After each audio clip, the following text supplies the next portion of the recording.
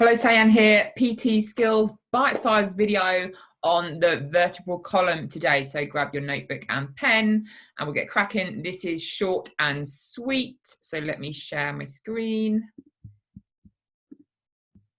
So the vertebral column, so the spine, here we go. So here is a picture of the spine.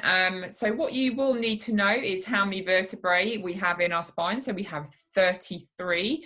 And from top to bottom, it is 7. And this little chant I remember, 7, 12, 5, 5, 4. So write in your notebook, 7, 12, 5, 5, 4. This is actually wrong at the bottom. It's got a 5 and a 4, but it's 7, 12, 5, 5, 4. So cervical vertebrae, we have 7.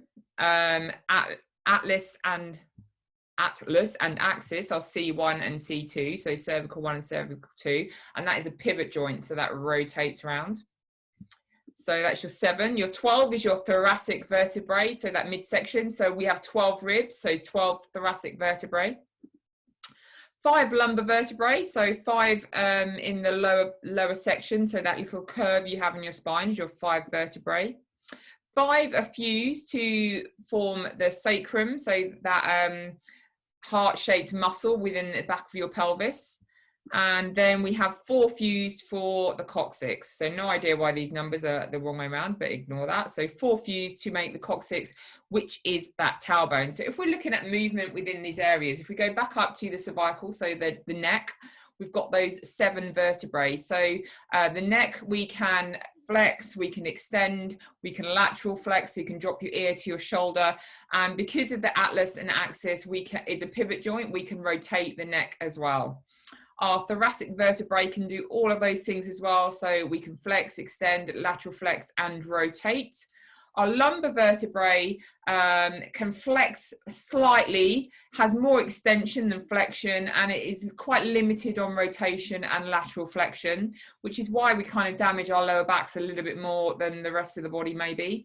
Our sacrum is fused, so we don't have any movement in the sacrum and the coccyx because they are vertebrae that are fused together to make that structure. So you will have a task for this, so you may want to watch that back, make some notes. So your task, I want you to list those sections of the spine. So remember we had 7, 12, 5, 5, 4. So list them.